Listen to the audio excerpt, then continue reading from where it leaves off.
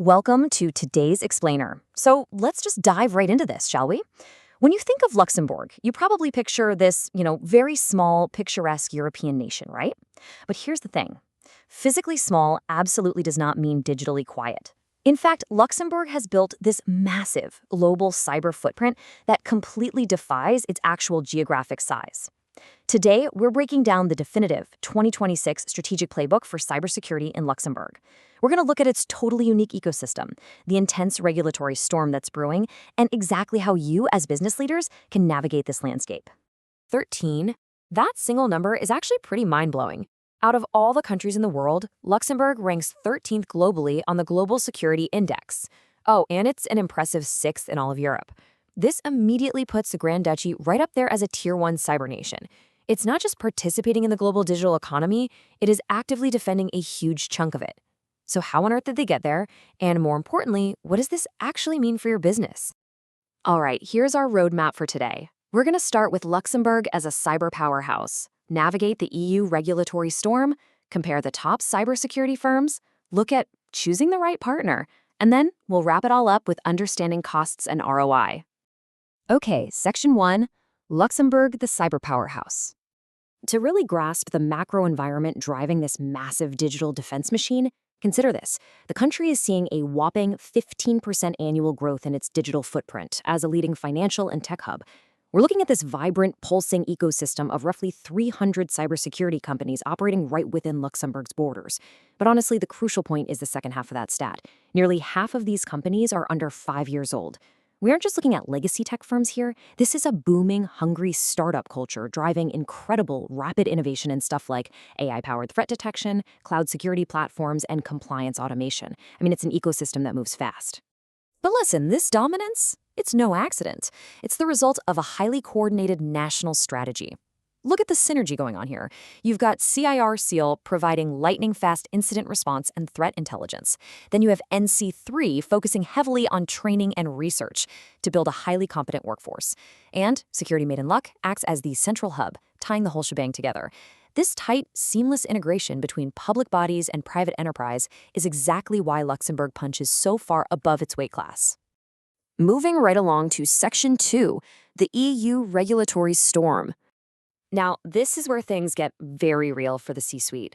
Because of a rapidly shifting landscape, expert local partnerships are no longer just, optional IT upgrades. They are literal existential business requirements.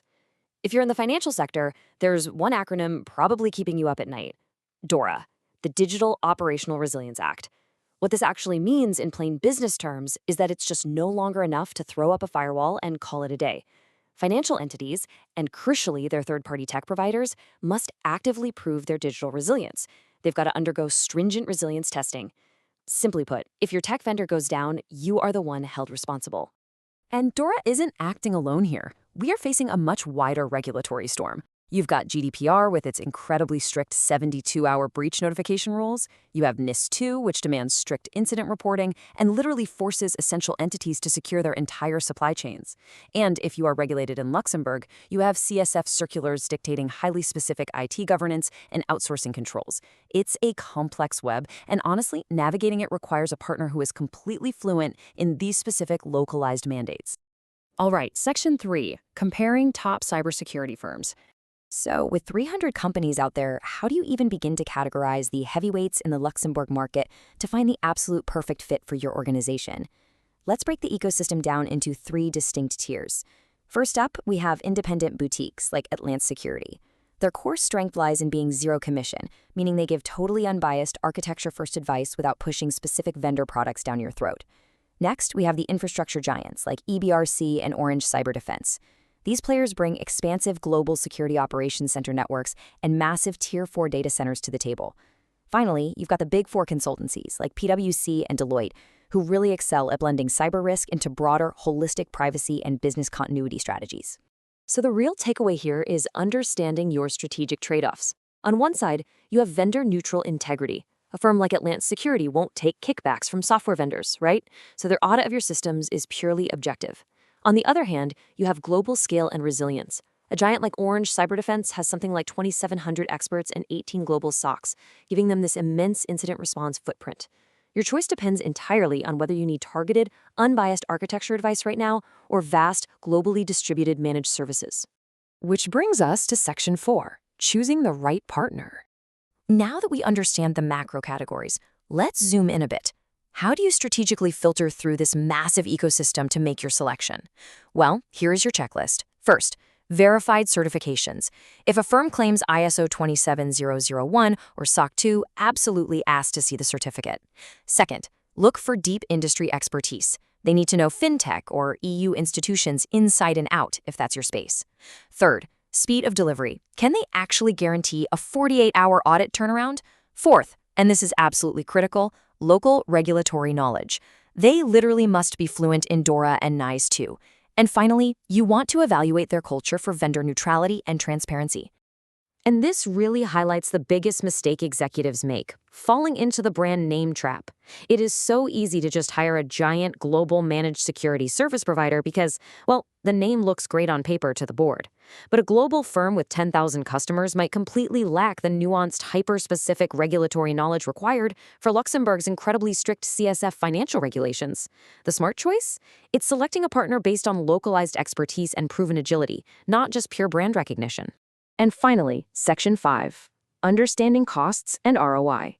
Let's bring this all down to the bottom line and frame these partnerships through the lens of pure return on investment. I want to ask the boardroom directly, what is the actual, real financial cost of complacency? What happens to your bottom line if you look at the brewing regulatory storm of DORA and NIS 2 and decide to just wait and see? What happens if your defenses actually fail? Well, here's your answer. 4.88 million euros. That is the staggering average cost of a data breach. When you start factoring in business downtime, massive regulatory fines, legal fees, and the brutal reputational damage, the financial risk at play here is just severe. It is quite literally an existential threat to your balance sheet. Now contrast that devastating 4.88 million euro loss against the highly practical, preventative costs of a solid partnership. A virtual CISO can range from 3,000 to 15,000 euros a month. A managed SOC for a mid-sized company starts at around 5,000 euros a month. A comprehensive, one-time security audit might run between 8,000 and 40,000 euros. To put that into perspective, the ROI is undeniable. The investment in proper, localized cybersecurity is always just a tiny fraction of the catastrophic cost of a full-blown breach. Which leaves us with this final thought to ponder today. With DORA and NIS 2 enforcement already here, look closely at your current security setup. Is your partner truly resilient, unbiased, and deeply fluent in Luxembourg's incredibly strict regulations? Or are they just a shiny brand name that won't hold up under the massive weight of an actual audit or breach? It's time to evaluate your ecosystem, ask the really hard questions, and make absolutely sure your digital defenses are as strong as your business ambitions. Thanks for joining me on this explainer, and keep learning.